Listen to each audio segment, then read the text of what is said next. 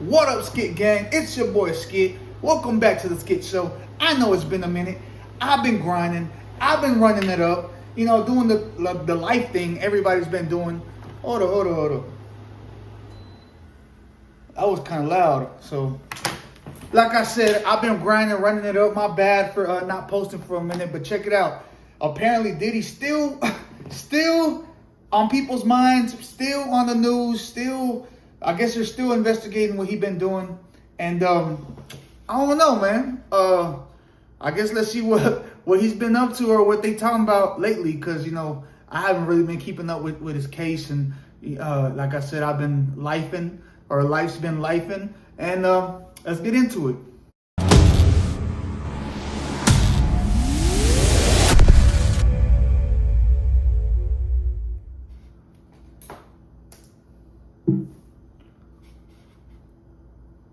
Ex-girlfriend of Sean Diddy Combs is back on the stand for a second day in the music mogul's criminal trial. Cassie Ventura shared shocking allegations of abuse during her testimony yesterday, and she also gave graphic details on the so-called freak-offs, and then broke down in tears when asked about how she felt about the alleged events.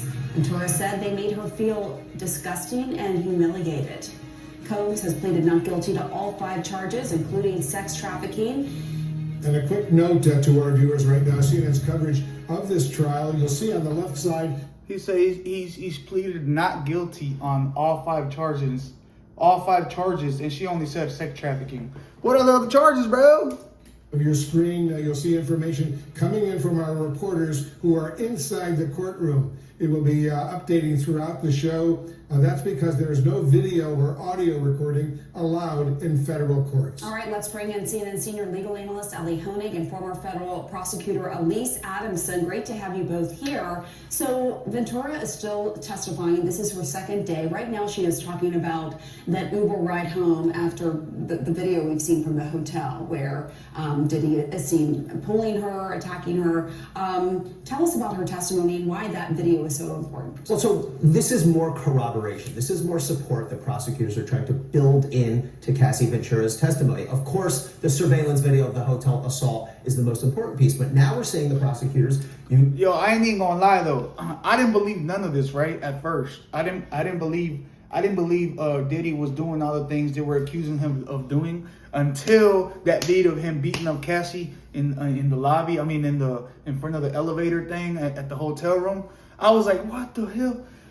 And then come to find out, this dude paid the hotel 50 bands to basically not to hide the video or not put it out or not tell anybody. From what I've seen, from what I've read and heard, he gave the hotel 50 bands to give him the video, and that way nobody had it but him. But somehow they still put that video out. So if I was Diddy, bro, I would have been like, hold up, bro. I just gave you 50 bands. You still got the video out there? Oh, yeah. Put a bag on their head. Nah, I'm just playing. But I didn't believe none of this, bro. I didn't believe that Diddy was the way the way he is or what they were accusing him of doing until that video. Because then I was like, damn, if he's beating her up, basically in public, because anybody could have walked out them elevators or in that hall in front of everybody or in public. Imagine what he'd be doing behind closed doors. Other pieces of evidence, selfies, text messages, emails, things that were on Cassie Ventura's phone, because they want the jury to believe her unconditionally. And I want to make an important point here, that the defense argument is that, yes, this was domestic violence, but it's not racketeering, it's not sex trafficking. But it's important to know, and I think prosecutors are going to argue this, those things are not mutually exclusive. Yo. He just said something crazy. So look, yes, he did beat her ass. For a fact, he beat her ass at least that day. I'm sure he beat her ass a couple other times, but we don't know that for a fact because we didn't see it. We don't have a video of it or proof or evidence, but we do have evidence of him beating her up in the hotel. That one video that surfaced. So apparently, yeah, it could be domestic violence, but we do not have evidence, or at least that we know, the public, right? Maybe the laws know something we don't know, but apparently It could just be domestic violence. They might have to drop the other charges if they don't find any other evidence of that. So, good point. In fact, one of the things prosecutors have to show is that there was force or coercion. And so that beating, if I was the prosecutor, I would argue, yeah, you bet it's domestic violence, but it also goes to the sex trafficking and racketeering. Because the argument could be made that from the prosecution side is that was a form of coercion. That Exactly. Perhaps she was afraid that she would get beaten up, and that is why she did some of these acts. And we should note, she talked about the selfies where she had a swollen lip and a black eye under her sunglasses. So clearly the prosecution is trying to draw that out. Wolf. And it's interesting, Elise, because right now we're being told by our reporters who are inside the courtroom that Cassie Ventura reviewed a binder of more than a dozen photos that were shown, and clearly she was upset. She said she typically reached out to escorts to arrange these freak-offs because it was her job, and she felt she would be punished if she didn't do that. So look, you see, this is what I'm saying. Cassie is saying, right? Cassie is saying that she would have to find escorts for these parties that Diddy was throwing. Because she felt, right? She felt like if she didn't do that, she'll get beat up or something bad would have happened to her. We don't know that for a fact. That's her saying that. I want to know how her lawyers are going to prove that that's really how she felt. We don't know how Cassie feels. She can only tell us, and we would either have to believe her or not believe her. We have no evidence that that's really how she feels. So, I don't know, bro. Diddy might get off on some charges. I'm not saying he's going to get off on all of them. But some of these charges, it's going to be hard to say that he did or prove that Cassie's right. That's incredibly important because remember, the defense opened on the fact that Ventura was a willing participant. That's their theory of the case. That A willing participant. Combs' lover, and she wanted to be there. And so they had to grapple, the prosecution had to grapple with the fact that Ventura was the one that was arranging some of these freak-offs. I think the prosecution is doing a wonderful job explaining why that was. By framing this as a job instead of something that she wanted to do, it makes it clear that there perhaps was that coercion. And by tying it to that violence, as Ellie just said, the photos, the corroboration of the black eyes, shows that she didn't really have a choice. She was going to be punished if she didn't comply, and that's key. And she said that she just said allegedly. That's what she said. These men to be in but we don't know for a so-called fact. freak-offs. It was with Combs' money. That's what she's saying. Yeah, I think the argument prosecutors are trying to make here is, it sounds a little strange, but the freak-offs are not about the sex, or at least the sex is not what's relevant to you, the jury. What's relevant is those freak-offs show the element of coercion, as Elise was saying, and they show that there's some organization at play here. Remember, this is a racketeering charge, the first charge here, and that means that there was some sort of organized enterprise that was committing multiple crimes. So prosecutors need to show this was more than whatever sexual proclivities may have been, felt here by Sean Combs. There was some organization here with respect to people and methods and payments, and I think that's what prosecutors are building on. And also another important point with the racketeering and the sex trafficking charge, and what I've noticed, and she just talked about it, was the fact that some of this happened across state lines, that it happened in different states, and that is key in terms of the sex trafficking charge. Also, she's talking right now about in January 2016 that Combs sent her a text. So at this point, bro, they're just trying to pile on as many charges they can on Diddy, bro. They're trying to, oh, so he did this at this state. Okay, cool. We got him for state lines. Okay, so when did he do this? We did this. Okay, we're gonna get him for this because this, and they're just piling and they're hoping that all of them stick. You know what I'm saying? At least Cassie's lawyers are hoping that all of them stick. All of them aren't gonna stick. Obviously, he's gonna do time, and he's been in jail for quite some time now.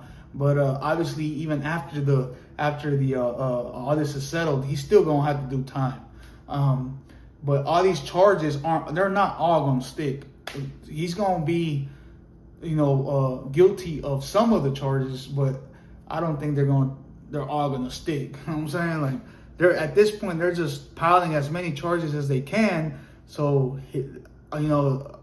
I guess so they can give him as much time as they can, or at least they want him to do as much time as he can. That he wanted to have a proper FO, freak off, where they didn't take ketamine. Of course, drugs have also been a big part of all of this. What do you think of that? Well, first of all, the crossing state lines is what gets us into ketamine is like coke, kind of. Have no problem establishing that. This happened in California, New York, New Jersey, Florida, and elsewhere. Yes. So the point with the freak-offs, and we're going to have a proper freak-off and that kind of thing, and the drugs are part of the persuasion. The drugs are part of the coercion, the threats that make this more than just sex or even more than just domestic violence. And if I could just add, I mean, that's what Ventura said, that she had to take the drugs to dissociate so she could participate. That doesn't sound like willing. So, okay. This is what I'm saying. Cassie said she felt that she's not saying Diddy said. You have to take these drugs to do this. She felt like she had to do it in order to keep people happy. This is what I'm saying. Diddy is gonna be guilty of some of these crimes, but Cassie isn't saying Diddy told me to take these drugs. If I didn't, he's gonna kill me, or he was gonna beat me up, or whatever. She's saying I felt like I had to do it. That's willingly in my eyes. You know what I'm saying? That's like me going to go rob a bank and saying I felt like I needed to do that because you were gonna come kill me. In your defense, you're gonna say I never told him to go do it. You know what I'm saying? Like, that's what I'm saying when I mean they're just piling these charges onto Diddy's case because they hope they stick, but they're not all gonna stick. But he is gonna do some time. Participation to me probably won't sound like willing participation to a jury. It's interesting, Lisa. Right now, Cassie exactly what I said. is 8 months pregnant with a very visible baby bump. We've learned that the defense asked the judge to have her seated in the witness box before the jury came in, arguing that her pregnancy would prejudice the jury against Combs. The judge said no. What do you think of that request? Yeah, look, Wolf, I knew the defense had to try, right? Because they're not going to view her as this 22-year-old girl who set up all of these meetings. They're looking at her now as a 38-year-old mother, and it could possibly invoke some sympathy in the jurors. Listen, jurors are human beings. They're going to feel things, but you can't hide the fact that this is a pregnant woman. And so I think the judge rightly said no. She's going to be able to walk to the witness stand, and she's not doing anything to inflame the passions of the jury. I don't hear any reporting of her really playing up her pregnancy, but they're going to have to contend with the fact that Cassie is a person, and from everything I've heard from the reporting, she's also testifying very well, very credibly and emotionally. She's there with her husband who's inside with her as well. And just now we're being told by our reporters in the courtroom that Ventura testified that she tried to avoid kissing the escorts during the so-called freak-offs because it felt too intimate and made me squeamish. That's what she said. And explain to our viewers in terms that we can use here on CNN what these freak-offs were. Oh boy, that's quite an assignment. What they were these extended, sometimes for a day or 2 days, sexual gatherings. They would usually do them in hotel rooms. Sean Combs would arrange them and engineer them. He would tell Cassie what to do. They would bring in male escorts. One of the things Sean Combs would do is watch Cassie with those male escorts. There were all sorts of lubricants involved. There's baby oil that's part of this case. But again, the thing that's really relevant to this trial Diddy was a freak, bro. Not whether one agrees or disagrees with the sexual proclivities or is offended by it. Freaky as but boy. were these voluntary activities? And I think the prosecution's point, as Elise was saying, is the more extreme this conduct was, the less likely it is that Cassie Ventura would have consented to this, and that she was doing it because she felt forced or compelled or under a threat. How should the defense approach questioning Ventura during cross-examination?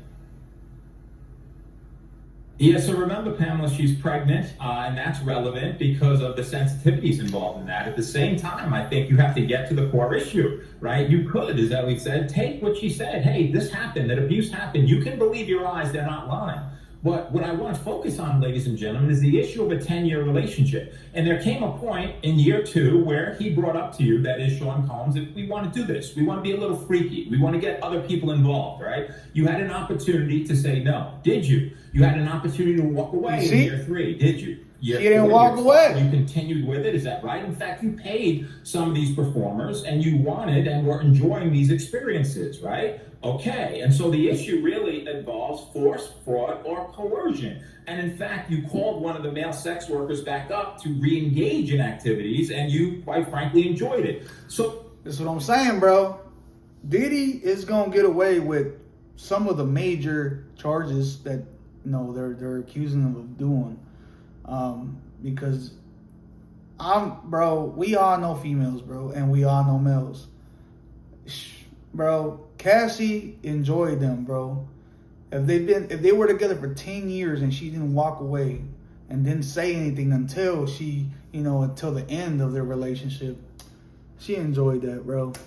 Important to note, Pamela, the issue really is not about a person's sex life on trial. Jurors are not there to be the morality police. They're not there to police whether or not someone has a sex life we agree with, we think is appropriate. We may think they're sick and demented. The issue is it a federal offense? Where's the fraud? Where's the coercion, right? Where is it that there was a gun put to your head and you said, hey, you need to do this? You could have opted out of the relationship, the defense will say, on several occasions. Did you do that? Oh, well, he was affecting my career. Okay, but, right, there are other people besides Sean Combs that you could potentially have relied upon, that you could have potentially gone out with, right? So the bottom line is, yes, there are a lot of sensitivities, Pamela, in this cross-examination, and a lot of things I said where people may be throwing things at the TV screen. But at the end of the day, keep your eyes on the prize. The defense attorneys would say, not about sex, not about salaciousness, it's about criminality. Yup. And with that being said, Diddy is going to be off for some of these charges, bro.